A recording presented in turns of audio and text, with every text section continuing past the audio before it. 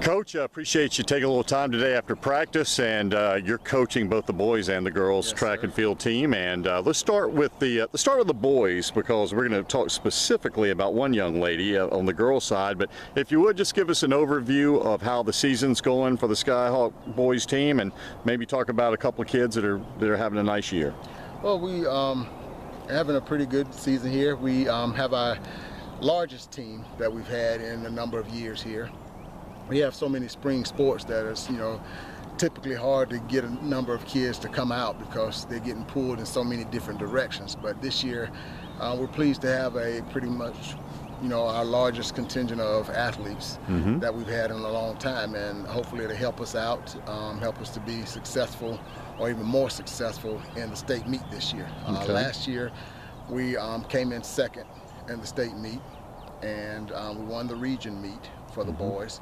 So hopefully this year, considering the guys that we lost and considering the depth that we now have coming in this year, I think we should be able to duplicate at least the region, success, and hopefully the newcomers will help us out, and the improvements of the veterans will help us to improve on our second place finishing last year, or at least close the gap so it's not such a wide gap between first and second. So, what are some of the strongest events on the boys side? On the boys side, we'll be strong in our sprints and in the hurdles and the jumps. And for the first time, we're going to have some depth in the distance. Okay.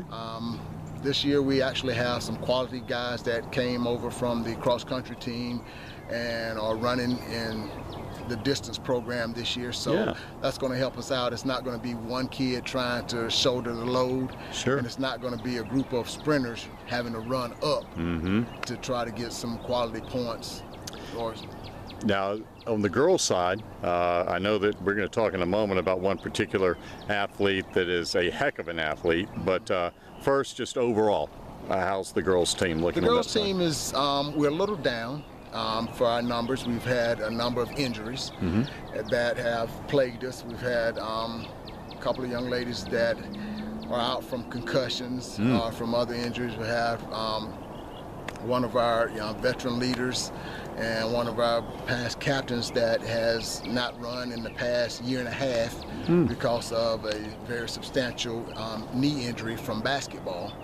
So, I mean, when you're losing a young lady like Tiffany Trigg, who was a 3-year, state champion in an event, and now all of a sudden she's, working her way back in, but has not not reached her once form yet. Sure. So that's.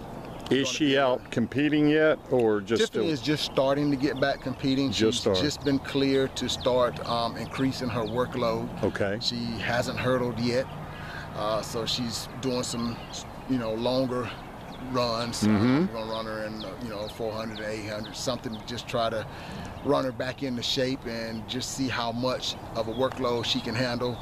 Don't want to rush her too quickly because she also competes during the summer in AAU and USATF in the hurdles, so we don't want to rush her back, and that set her, recovery back for her summer track. Sure.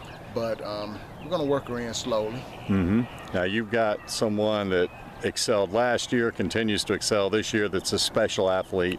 Junior Taylor Magruder. Talk a little bit about. Well, Taylor is our returning team captain and MVP amongst the girls. She's the SCISA 3A Female Track Athlete of the Year from last year, from 2014.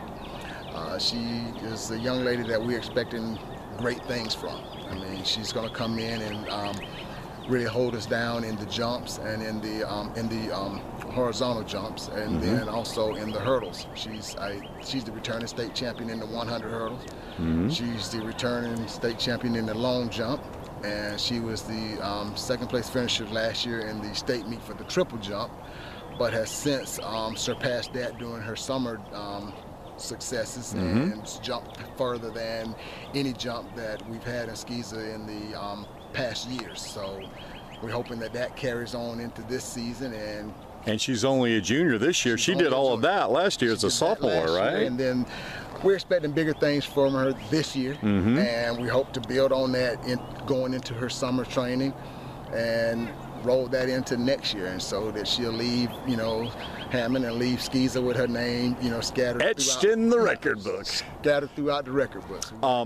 Tell me what you have coming up as far as meets. What does the rest of the year look Well, like? the rest of the year we're gonna be running into Taco Bell this Saturday. Not the team. We're just gonna run some individuals that'll be available.